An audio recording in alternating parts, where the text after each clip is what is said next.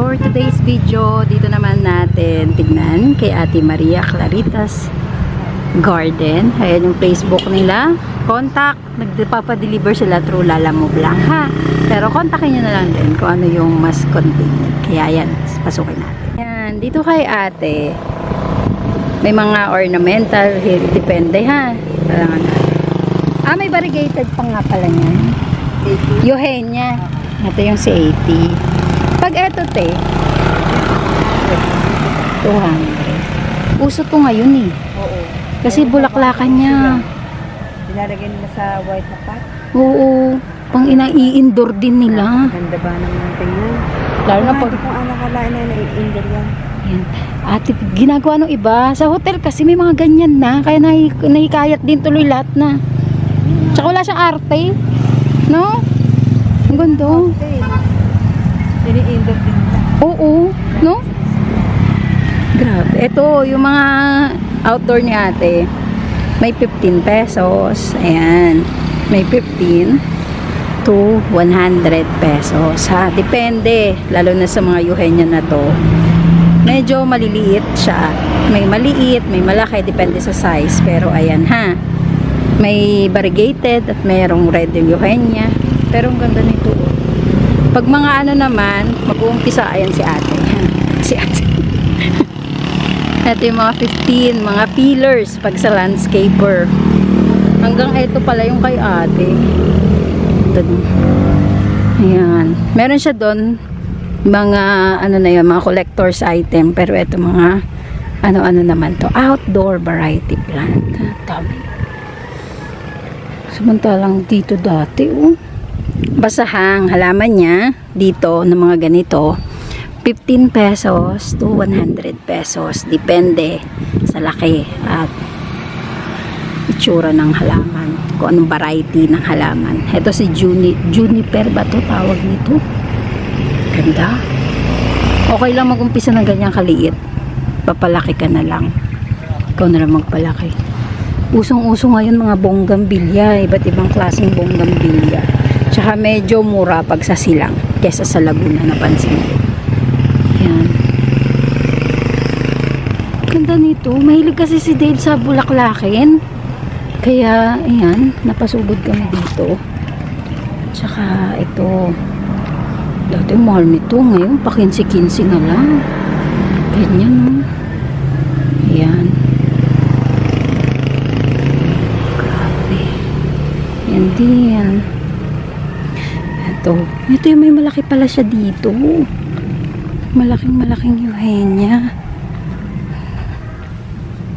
Ayun yung uso-uso ngayon, oh. Ito. Kalimutan ko lang yung ibang tawag dito.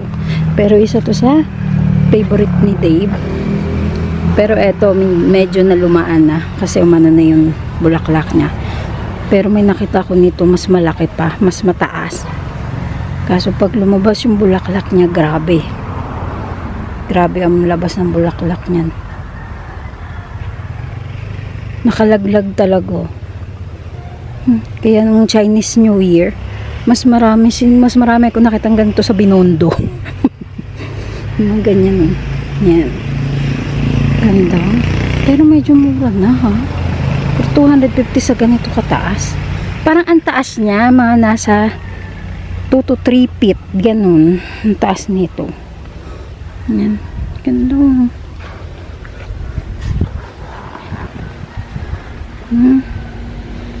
Ginagawa ng iba to indoor. Hindi ko pa na-try. Alam niya naman ako, hindi ako si mabulaklak. Si Dave ang mahilig sa bulaklak. Pero ito. Ito pala yung hinahanap kong tea plant. Ayan. Ito yung hinahanap kong tea plant, guys. Imported to eh. Ayan. Ganyan lang siya. Hindi siya lumalaki totally. Cute siya sa loob ng bahay. Mas maganda siya sa loob ng bahay. Tapos hindi siya maselan. Nakita ko to sa Marriott Hotel. Gandang-ganda ako. Tapos may nakitaan ako ng ganyan niya dito kay ate.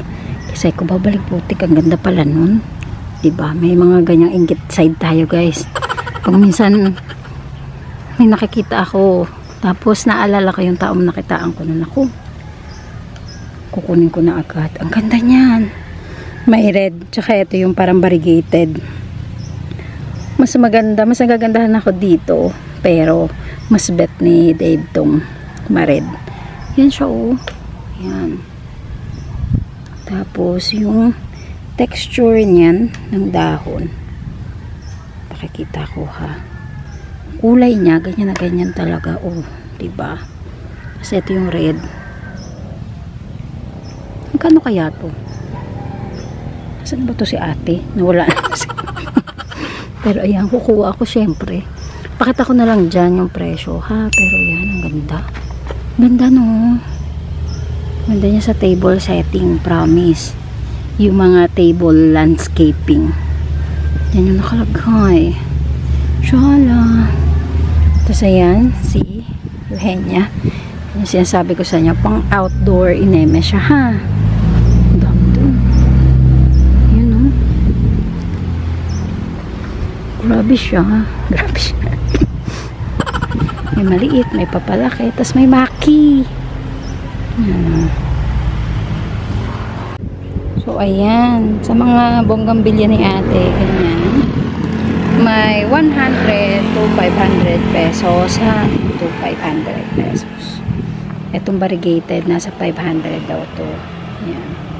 Kasi variegated siya. Pero yung itsura. Tutuwa kayo kung anong binili ko dito. Pero ito ha. Ayan yung isa pang side ni ate dito. Dito ko gandang-ganda si Indian beads. Ito. Doon siya sa loob eh. Wait lang. Ayan. Ah, ganda no. Ayan. Oh. Ito nga lang is nasa 2,000 pesos dun sa magkaka-interest. Nasa 2,000 pesos yung mga yan. Bahala na lang kayo. Pero pwede ito sa Lala Car na MPB. Bibigyan ko na kayo idea. Dito sa mga to, hindi ko masyado natanong yung presyo. Kayo na lang magtanong ha. Doon sa mga interested. Pero ganyan yung itsura niya dyan. Ayan pa yung mga ibang halaman niya. Ayan. O, diba? Buhay pa rin naman ang halamanan dito sa silang. Yan nga lang is hindi na ganun. Katulad dati yung mga presyuhan. Mura na ngayon. Ganda ng ano. Nampakpaklawin na babae. Ito yung babae. Ayun yung lalaki. Yun. Sa kabila. Tapos eto mga to. Kayo na nga lang magpapaganda ha. Pero isa rin sa nagustuhan ko sa kanya dito yung eto. Mga ferns. Yan. Alam nyo ako pag ferns. Yun talaga ang trip ko. Ang ganda no. Laki na. Dito ako nung nakakuha kay ate ng maganda. Ito, gantong fern. Ito pa rin pala. Ayan. O, diba?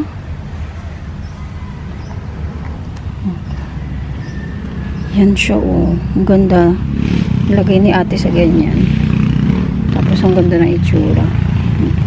Sa kanya ako nakakuha dati ng ganito. Kasi siya yung may local variety talaga. Tsaka buhay na. Unlike sa iba kasi na galing China, ang hirap kasi no, mag-acclimate pa. Tapos ang ganda ng kanyang radicans, di ba?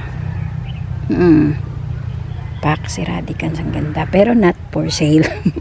Nagkakaubusan ng mga radicans eh. Ang ganda. Ganun kape. Para hindi ka mga bansot. Ganda. Ayan. Si Pink Princess ni ate, hindi niya na masyadong napansin. Ito yung mga mahal dati na mura na ngayon nung lumaki na lang ng lumaki. Grabe. Yan sila. Dito lang yan ha.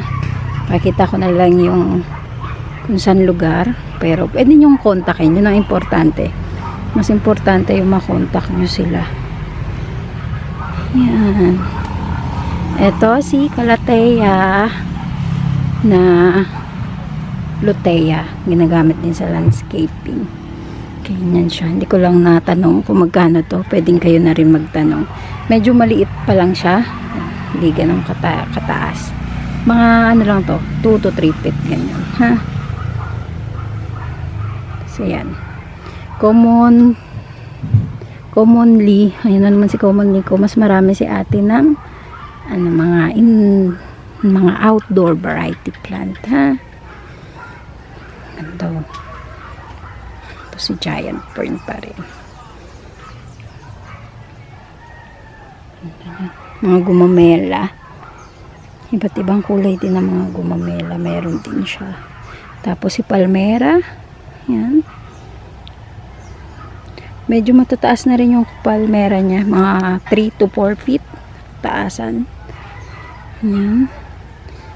Kaya pwede for indoor. Perfect siya for indoor. Hindi ganun kataas. Kung gusto nyo mas mataas, yan. Wala akong nakikita. Yan lang yung pinaka mataas na nakita ko, ha? Kaya ayan, meron sila dun. Outdoor din. Kaya ayan, ha? Marami pa dyan. Ganun pa kadami dito. Iba din dun.